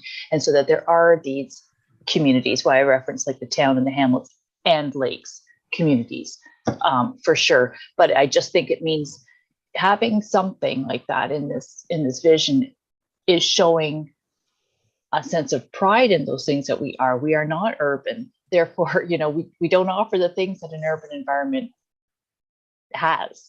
So, and so whether you want to call it, like I said, I didn't know if rural was the right word, but as John said, we're just doing the building blocks, but that's what I intended. There are all these little communities of people. Councillor Smith, have you got your hand up again? Well, I'm just curious, is it, I know if we were in parts of Muskoka, there's like a genuine tension between the lake-based communities and the hamlets or towns. If we say that it's a lake-based community, does that disconnect anybody who isn't fortunate enough to be lake-based from is that inclusive enough in the way in which we, because it's undeniable you are the lake-based thing is undeniable about Dysart, but is it potentially polarizing if we feature that so much that it leaves out people who aren't? That's a question. I don't know. I'm not suggesting the answer through my question. I'm just wondering what you think. Well, as the guy that raised it, I would not simply say we're a lake-based community. Okay. That would be offensive to some, I think. What if, what we could, if we were going to say what you are, and just for fun, if we were to say a community consisting of towns, rural, and lake-based residents, would that be the inclusive way of saying that?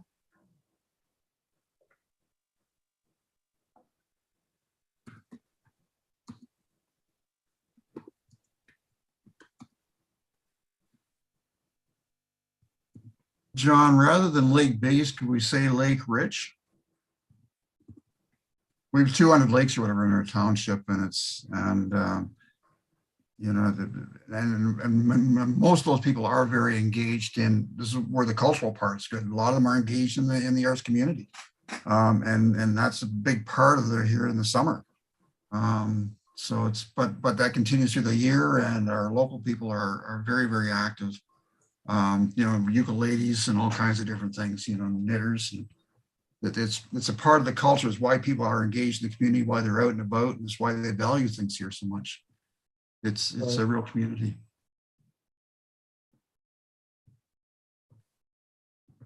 Stacy, can you just pop to 13 for a second?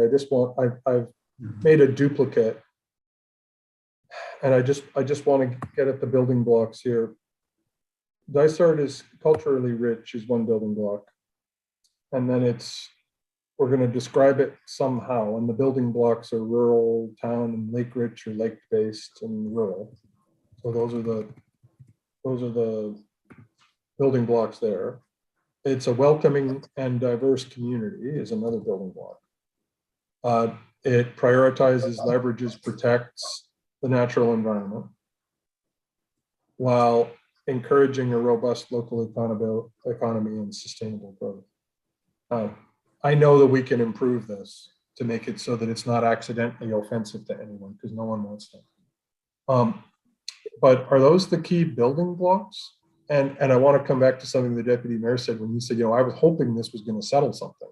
Like, would this actually say, yeah, let the theme of the next few years be figuring it out so we don't screw it up? Let the theme of the next years be a whole bunch of actions that ensure that this remains true? Like, because it's got to be useful to you. Like, ideally, what would happen is after a long night and you're trying to decide something, you'd say, look, let's just go back to the strategic plan, which they spent a long time working on back in May of 2022. They nailed it in that vision, because they said, what we're trying to do is this, and this proposal totally does this, and if we vote it down, it won't be true to our vision. So can you visualize the sorts of things that you might need to be voting on that might be high pressure or high stress that can make this be an anchor for you? Because then you'll be happy you had it. If we wimp out and make it too vague, you may never be really happy that we did it.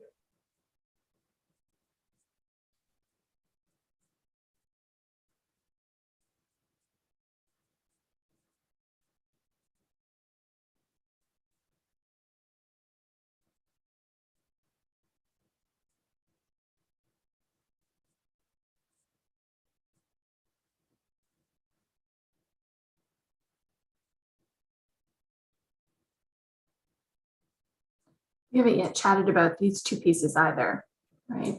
The encouraging pieces, the two of them, right? The robust local economy and sustainable growth. Are these appropriate? Do you think these are the right two things to back end these building blocks? Yeah, it's a really good question, because it might be you say, well, look, the most important thing is that we don't blank. Would that be that we don't screw up the natural environment, or is it that we don't make it impossible to grow here? Because you almost get the sense from Muskoka Lakes that they would be quite happy to say growth is for people who already live here, not for people who haven't gotten here yet. I don't mean to be argumentative about a council that's not in the room, but they were talking about protecting something for future generations, and the generations that were there. They sometimes refer to that as drawbridge planning. The people who are here lift up the drawbridge, and the people who are on the outside should stay on the outside. I don't get the sense that that's where your heads are at. That you're okay with growth, but it better be good growth, not no growth, because any growth is inherently a diminution of the environment. Am I grasping where your heads are at right now? Growth is okay, but it's got to be good growth. Does that feel right? Yeah, I think so, but to the extent that to have sustainable growth, we're probably going to negatively affect some of our natural environment, and that's the balance. And if we could capture that, that's the struggle I'm having. If we want to grow, we want to do it sustainably, and but there are going to be negative things with our natural environment. It's just the way things are. Anytime you disturb anything, it's a lessening. If we put another development on a lake, it's affecting the natural environment of that lake already. If we put a condo developments close to town, that's affecting the natural environment. But it's a balance of, and I'm not sure how we capture that without this coming back. Prioritizes could come back to bite us when we look at controversial developments or anything along that line. That I think you nailed just before I started talking was we want to encourage it, but it's got to have a key indicator is protecting or prioritizing our environment.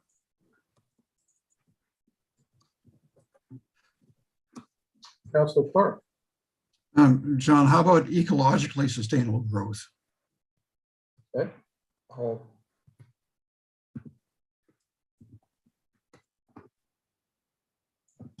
And while it says, well, encouraging robust local economy, just, why not just with supportive local economy? Just to simplify that a bit is all I'm thinking. That protects the natural environment, just supports the local economy? Oh, I see. Yeah, okay, maybe. Ecologically sustainable growth, and yeah, those pieces may have to be turned around. Yeah. Yeah, oh, that's fine. Like we'll get there. Again, it's just the building blocks.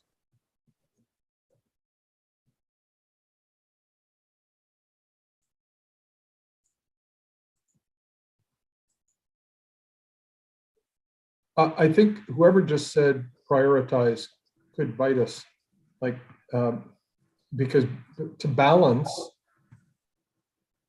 is balancing, and to prioritize is to prioritize.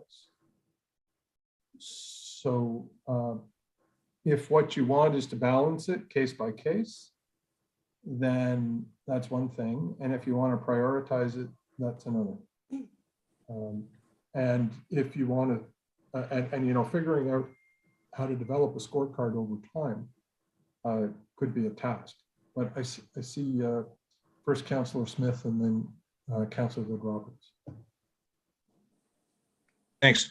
I like supporting the local economy better than the encouraging a robust local economy. Because again, if you come back to the importance of the natural environment, there was I don't remember what it was now, I don't remember the details of it, but several years ago, there was an effort to bring some business into Dysart that, did something weird. And it was going to create some jobs, but it had nothing to do with, leveraging our local environment or serving the people who are already living here. And the reality of our situation today and for the foreseeable future, we don't need to create jobs. Frankly, we've got more jobs available in this community than we have people to fill them. And so playing down the growth of the local economy is, I think, appropriate because as we've attracting people, those people are demanding services or looking for services that will provide plenty of job opportunities, plenty of economic opportunity. And so I'd avoid, as the Deputy Mayor said, you want to avoid creating a conflict by appearing to say, hey, we're all about economic growth. No, we're about, leveraging that natural environment to attract people. And when they're here, they're going to be looking for a lot of things that are going to provide economic opportunity. So be that attractive place for those people who worship the natural environment. And, there'll be jobs for, frankly, more people than we have. And it'll point to the need of action in other areas, such as housing, to, provide affordable housing for, people who will be filling the jobs. Okay. Other thoughts? Councillor. So I know, I'm sorry, my dog's barking, our vision, but I don't want it to be too lengthy that people stop reading it or trying to understand it halfway through. You know, we want to say the municipality of Dysart is a culturally rich, diverse, and welcoming community that takes pride in the protection of our natural environment while supporting sustainable growth and a robust local economy. Like, how much bigger do we need to make it? No, you don't. And you're absolutely right. Everything that I put in brackets, it's just different suggestions people have made. And like your suggestion of editing it back down like that, it is respectful of each of the building blocks and is just picking a lane on language. So like that was a very helpful, you know, cut it trying to say, let's get it back down to size.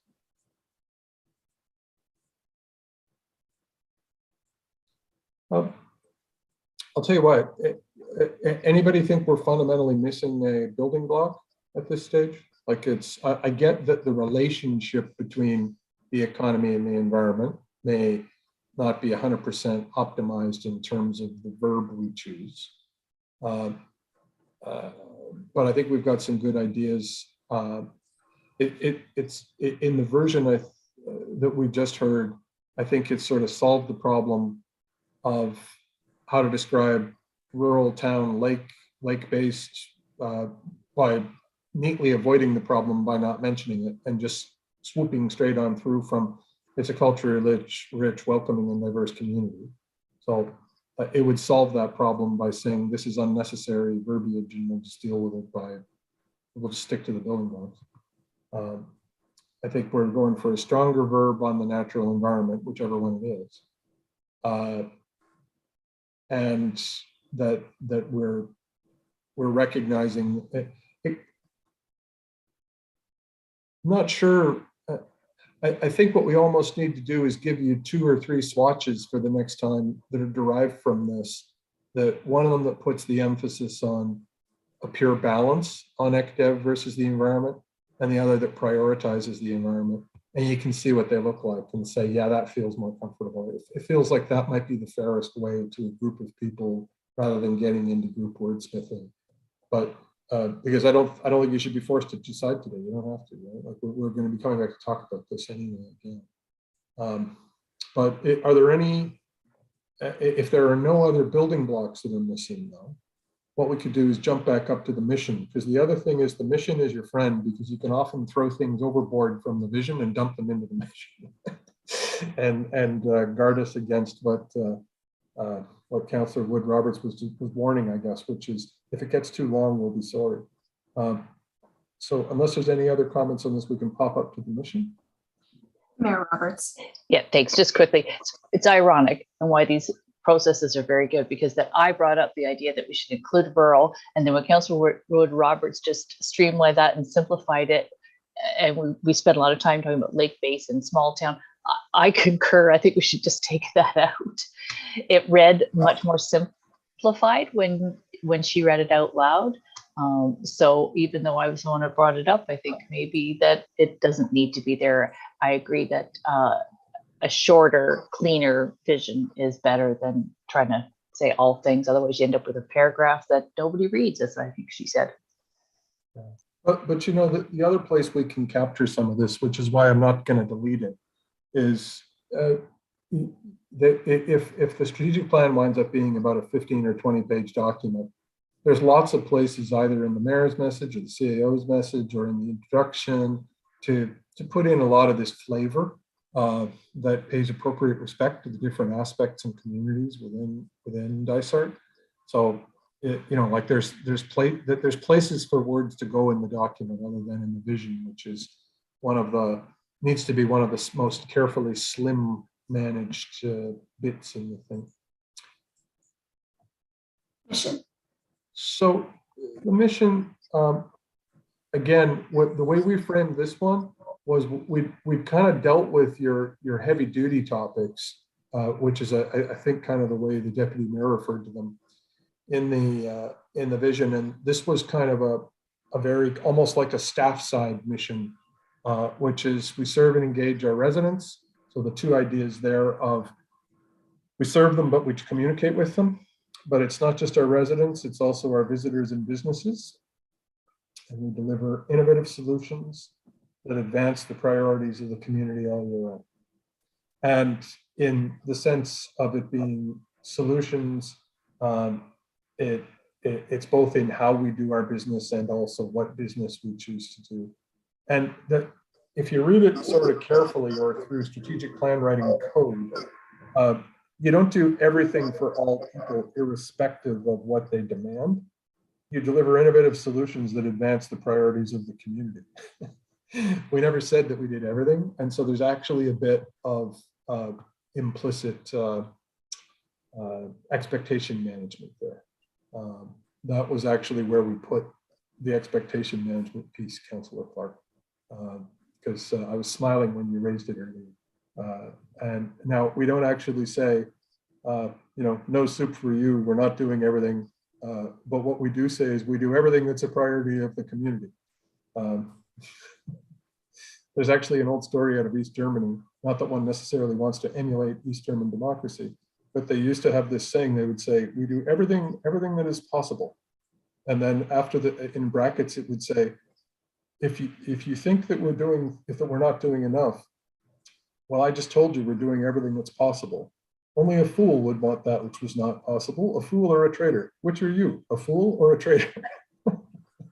I'm not saying that is the approach that would ever be taken in Dysart, but that's a rather heavy-handed version of what's here, which is we do everything that's a priority. And what are the priorities? The priorities are the things that are in the plan. And that gives you a trench to sort of put your defensive lines in around the infinite demands to do things that are maybe not sustainable. So anyway, that's how it reads. But you know what? This is not an inspiring mission. What it is it's a nuts and bolts practitioners kind of, we're going to get in there and play hard defense and try and score a few goals and not make too many mistakes kind of vision. It's not a mission. It's not a soaring mission. It's more business-like. So that would be a reason to not like it. I'm not saying that you should not like it, but I would confess up front that it's not an inspirational mission. But what we tried to do is be kind of true to what we heard: excellent services, value for money, innovation, and the year round we captured that. So anyway, I'll open the table for comments, and you'll also want to be thinking how this would fit with the mission, because the combination of the inspirational mission and then the more the inspirational vision and the operational mission, they need to fit together nicely. Deputy Mayor. Yeah, just a comment. It's the first time we've acknowledged that visitors are really important to our community, and I really like that. That's a big thing. I mean, our welcome center is centered around visitors. Everything we're trying to do with signage is welcoming visitors, people who don't live here. So I really thank you for adding that one word in there.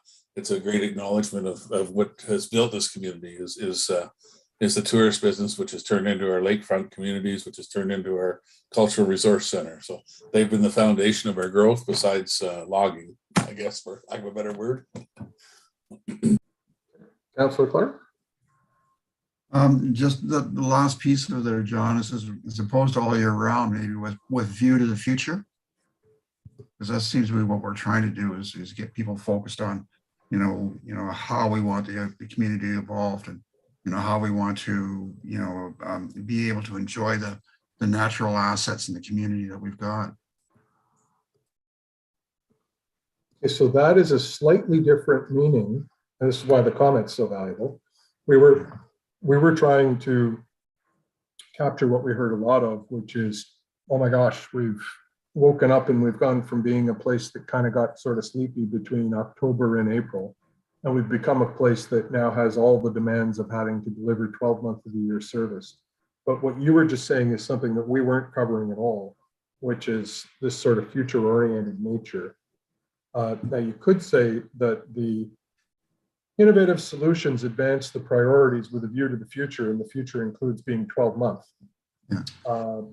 But we were trying to be a little more direct than that. So it could be that what you're saying is an ad, or it could be that it's a replacement, depending on. Yeah, and it's worth some discussion, because the all year round piece, I think, is passe. We've got so many people now who've moved to the community or are moving to the community as they retire, that all year round piece, I don't know that that's really something we need to have the same drive for anymore. I think people are recognizing that we are here all year round, and it's, you know, they don't treat us any different in the winter than they do in the summer, other than the snowbirds who don't like snow.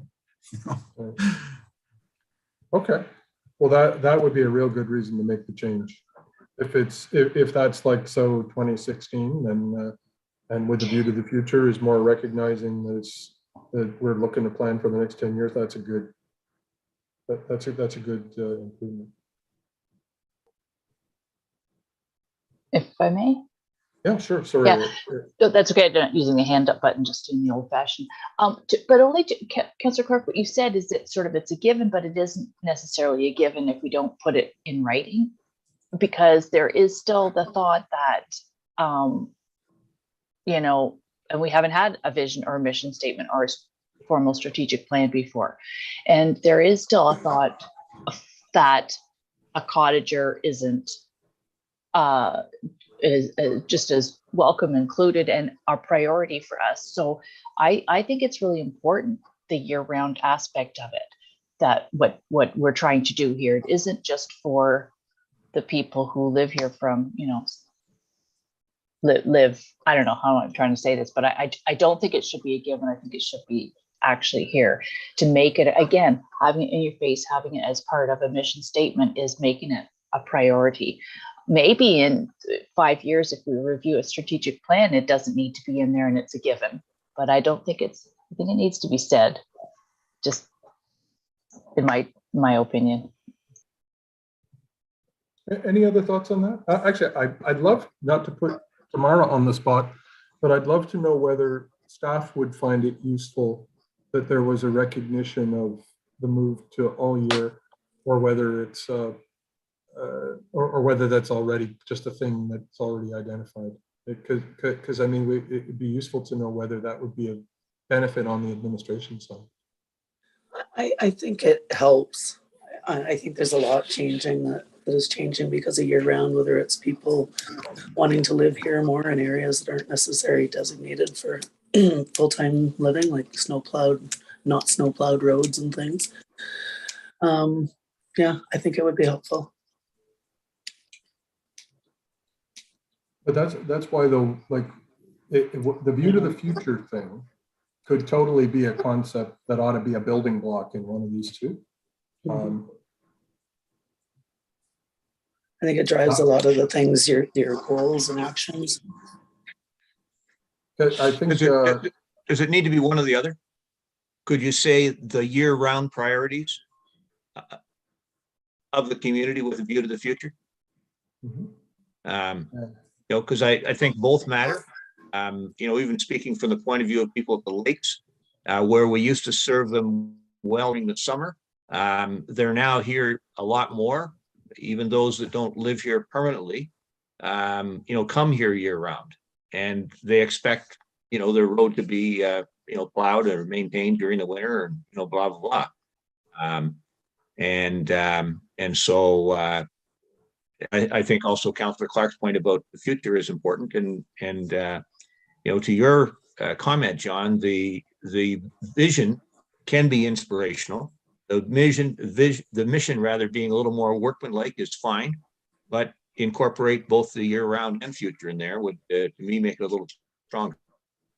You know, the one thing is, if you make it the year-round priorities, that's actually escalating the expectations, because it's the year-round priorities, as opposed to advancing the priorities of the community all year round. Because there's probably like the Oxford comma kind of revenge out of that one. We may not want to do the wordsmithing of the year-round priorities of the community, but rather stick to the priorities of the community all year round with a view to the future. Because at least that way, if somebody says, well, you should be doing this because we're here year round, and if the answer is, yeah, but it's not a priority of the community and we can't afford it, So, sorry, priorities of the community wins versus all year round priorities. You know, I know that sounds like splitting angels. I can just imagine what Councillor McKechnie thinks of the same way.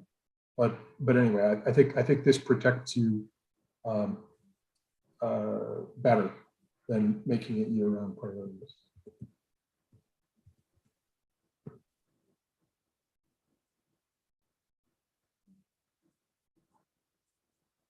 Other comments? Hi, it's me again. Sure. Go ahead.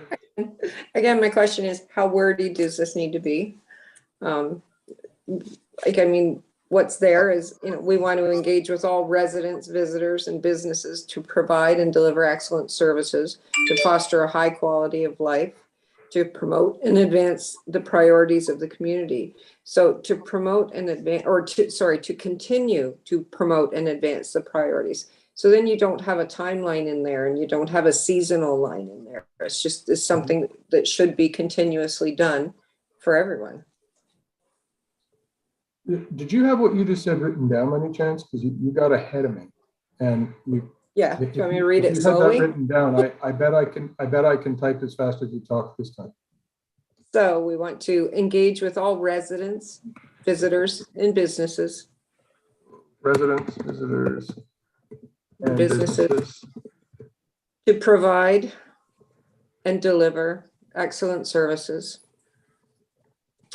And I don't know if you want to put in to foster a higher quality of life or not, if that's going to be something that needs to be in the mission, or if that should be in our vision. And to continue to promote and advance the priorities of the community.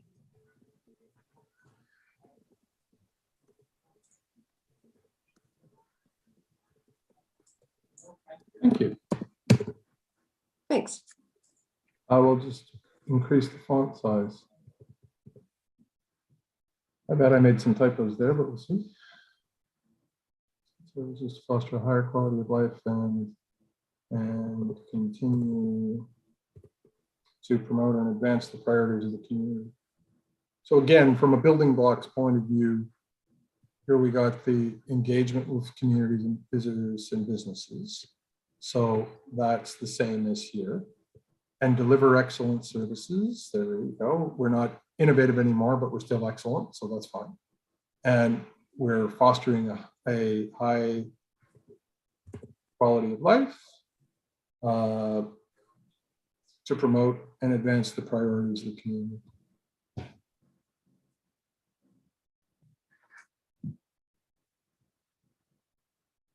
So like, oh, go ahead, Mayor Roberts. Just that's great, Councillor Wood Roberts. I really appreciate. I just think it's great everybody's chiming in and participating. I'm just wondering the word high quality of life. What's a high quality of life? Is there a better word that we could use instead of high? But I just stole it out of the ideas we've heard. There's a lot of other words you can put in there. You can, yeah. And the question wasn't necessarily back to you, Councillor Wood Roberts. It was sort of like just out to the whole group. If there's something just a little bit more definitive of what to foster a high. I think interpretation is a big thing, and what somebody calls a high quality of life is not what somebody else calls a high quality of life. So we need to jiggle that down into smaller language so it's acceptable and it can't be misinterpreted. Would better do it to foster a better quality of life that kind of constantly the continuous improvement would come from that?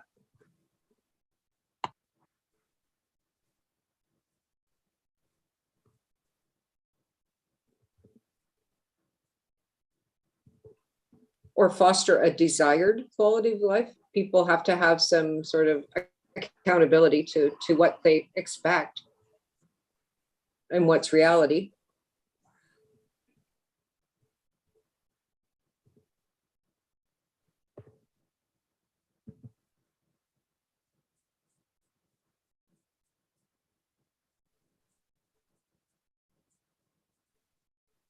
So this has dropped the year round. And I don't, that's just one thing I'd cross-check between the two of them. But it's added in this idea of quality of life, which is either desired or better or higher.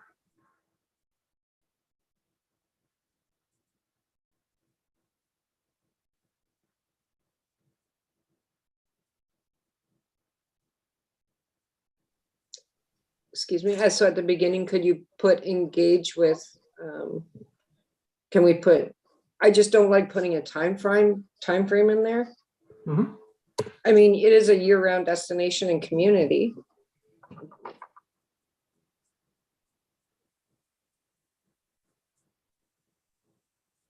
Do we need that year-round destination in there or community in there? Well, when I asked Tamara, she said she thought it might be helpful because it's one of the things that's transitioning. But it's interesting because I think Councillor Clark was saying it's kind of a political fact on the ground that the transition is happening. But from Tamara's perspective, it's still an administrative thing that's catching up to the reality.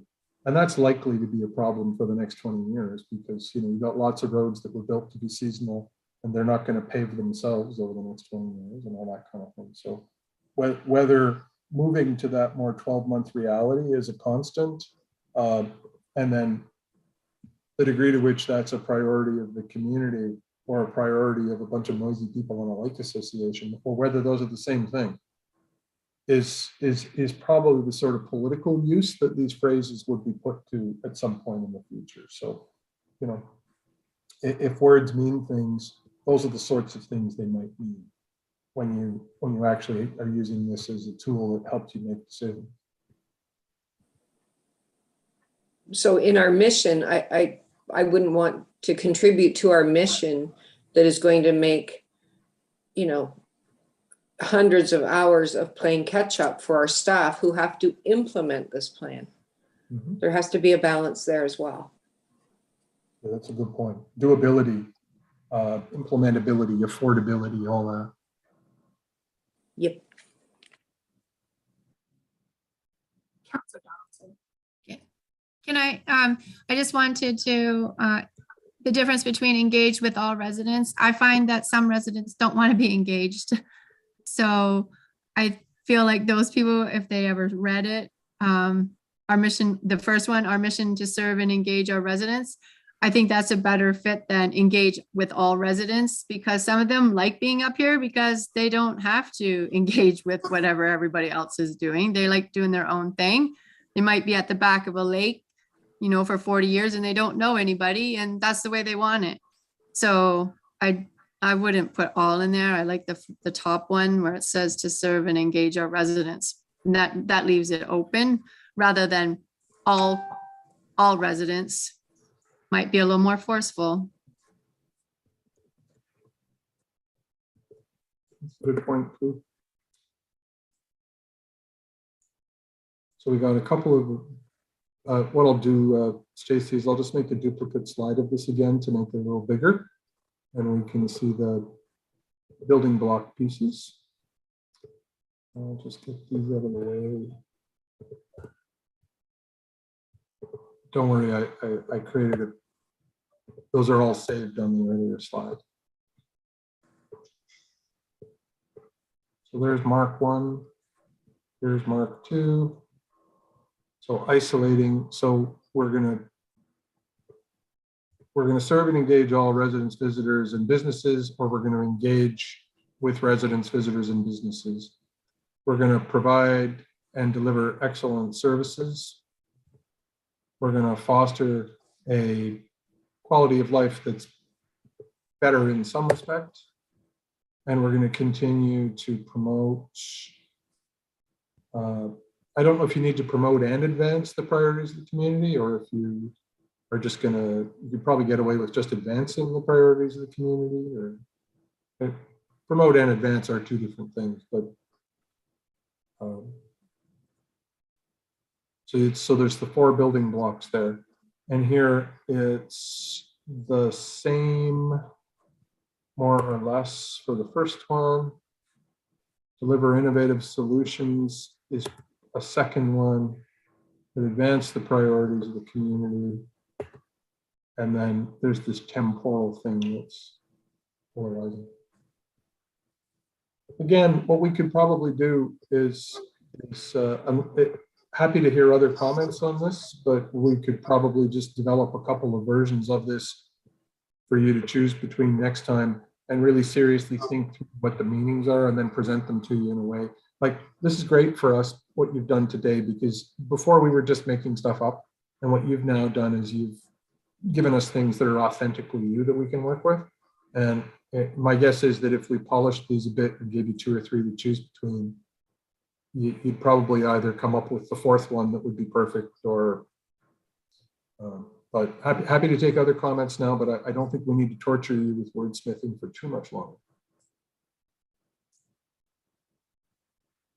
I think the big thing is there some fundamental building block that's missing in this, in terms of what we want our staff to know our vision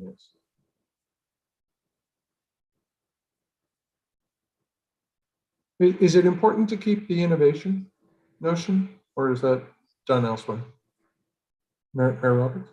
Yeah, I think it's important to keep the innovation piece. Myself, we've strived for that for some time, even before there was fiber here. We some councillors in Tamara, you'll recall, we did the work on where the HCDC is. You know, we're always trying to look at new and innovative ways. So I don't mind keeping that in there. What I'm really happy that hasn't come out is this sort of competition, as you referenced in some, like in the Gravenhurst model or something else. Like, we're not saying we're going to be the best in the county, or we're going to, you know, we're really just being our best, that we're trying to strive to be. But that said, I don't know if we do want to reference anywhere that we, or is maybe that in the language at the preamble at the beginning, the mayor's message or whichever, about a descriptive of that we are a township within the county of Haliburton. But I do like that we haven't ever tried to say, you know, hoorah, we're the best from our neighbors. I thought that was actually good. Actually, what you were just saying about being the best that we can be, that was actually the Larry Grossman campaign in 1987. Let's be the best we can be. And it was a very powerful slogan at the time. There was actually a jingle, come on Ontario, let's be the best you can be. A vote for Larry is a vote for you and me. By the same person who did give us a place to stand and a place to grow, Ontario area. I don't think Dysart, you could have a Dysart kind of rhyme, it just doesn't work the same. John, the best one was always Al Palladini. It was, don't be a weenie, vote for Al Palladini.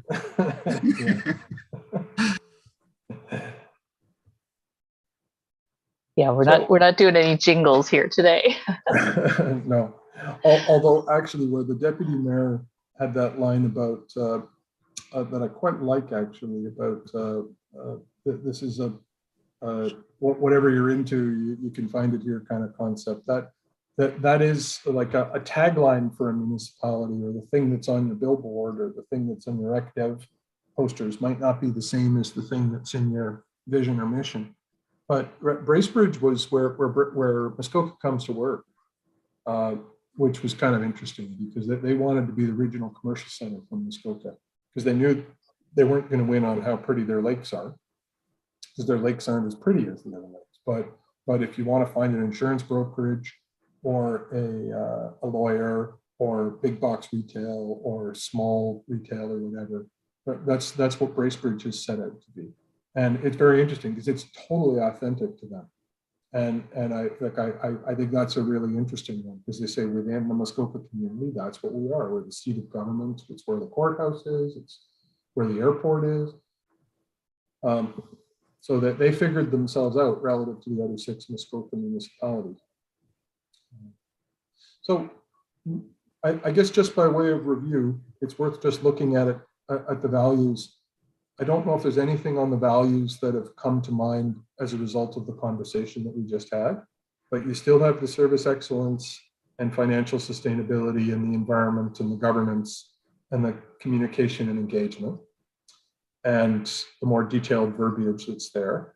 And then Stacy, if we jump to the summary slide of the vision, then we've got the vision. There we go. We're culturally rich. We're welcoming and diverse. We're prioritizing or protecting the natural environment, leveraging the natural environment to attract people in a way that supports the local economy or encourages a robust economy and ecologically sustainable growth. And as we promised, we'll come up with a couple of versions of that. And then that sets that's what we're going to be, a place that prizes culture, the environment, and manages the economy in a way where they all thrive together. And then if we jump to the mission, this is more about what we do on a day-to-day basis. So that's consistent with what a mission is supposed to be. And we're going to engage with people. We're going to provide services. We're going to focus on delivering the quality of life. And we're going to advance the priorities of the community. And so that's how the three would kind of fit together.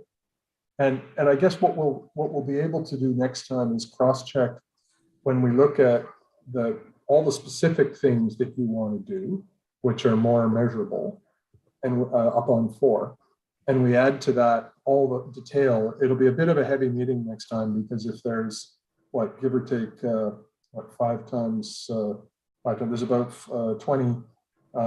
18 things here. Under each one, they're depending on how aggressive tomorrow's team is, there could be anywhere from 3 to 5 under each one of these things. So if there's 5 and there's 20, we could be looking at 100 line items. And the idea won't be to say, to micromanage each line item. It's going to be to say, hey, look, if we did the 3 to 5 things that are here, would that add up to the fulfillment of this specific activity? And so that way we can sort of see up to your vision, down to the specific activities, and through the middle with the actual things, the actions, whether it all adds up to something that looks like a cohesive plan. And if it feels like a big bucket, it is, because we're really trying to summarize, several years worth of activity across all of your lines of business on one piece of paper. So it's, it's a tall order, but if it works, it should really give you something that you can use to say, yeah, we all agreed on this. This is consistent with the thing we all agreed upon, so let's support it. Or this isn't consistent with what we all agreed upon. Where is this coming from? And where it'll be totally useful to staff is that if Tamara gets a new person in the planning department next Tuesday or in whatever, then she'll be able to say, look, I can't summarize every council meeting that they've had over the last 4 years, but they did all agree on this. And that's how we know the general direction that they're heading. So try and steer within those goalposts. And you know what, you'll continually be defining and further defining the meaning of it as you go. And ideally we'll get into the culture where each staff report specifically refers to how it advances or relates to the strategic plan. So you'll be able to keep score that way. Well, anyway, that's kind of where we're at, Madam Mayor. I don't think we need to trouble your council anymore. We're wordsmithing today, but we have until 4 o'clock if anybody has stuff that they want to say to us, but I don't think we need to pull any more teeth today. Okay, that's great, John and Stacy and all of council for your participation. One thing I'm wondering is, because you mentioned that next meeting there might be a lot of stuff, and just to confirm, Mallory, I have it's 12 to 2 that we have it scheduled on the 17th. I believe that was what the schedule was. Yeah, 2 hours. Okay, so just 2 hours. Would it be helpful to send any information out to council ahead of time?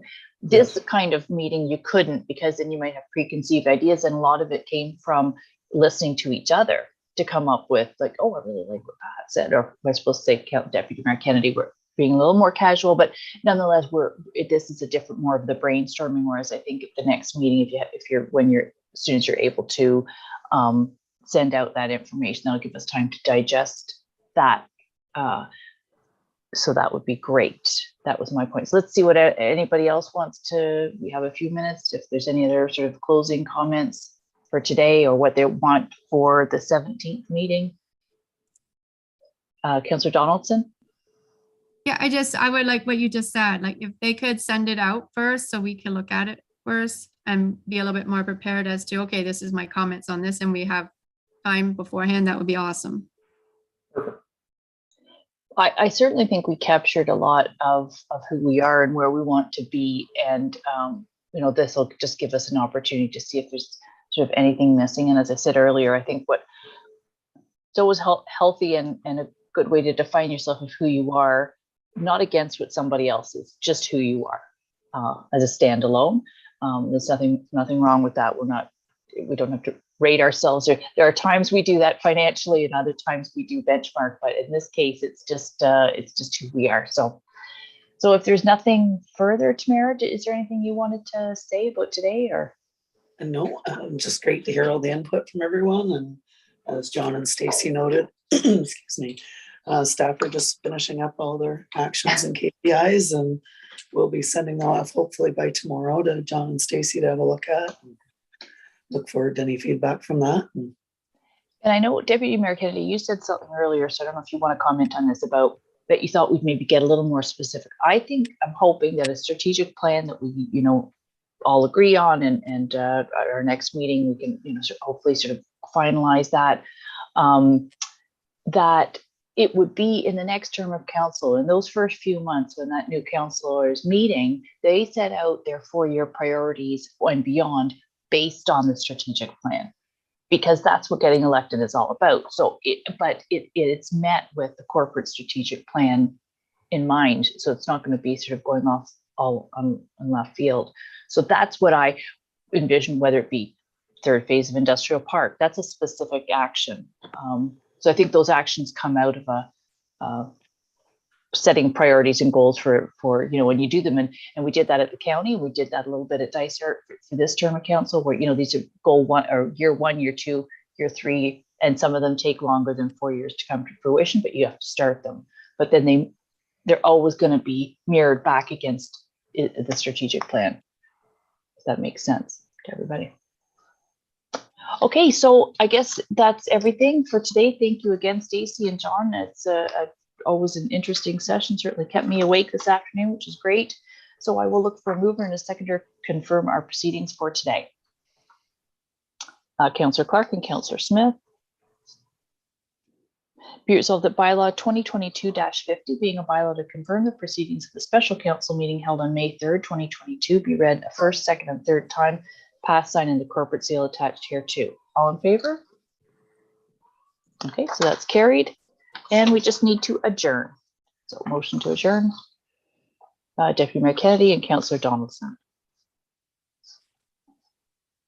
Be resolved that council adjourn its special meeting held on May 3rd, 2022 at 3:14 p.m. All in favor? Okay, so that's carried. Thanks so much, everybody. And we'll see you next Tuesday for Committee of the Whole. And then again, we'll see Stacy and John on the 17th at 12. You might want to eat lunch before. Okay, take care, everybody. Have a great rest of your afternoon.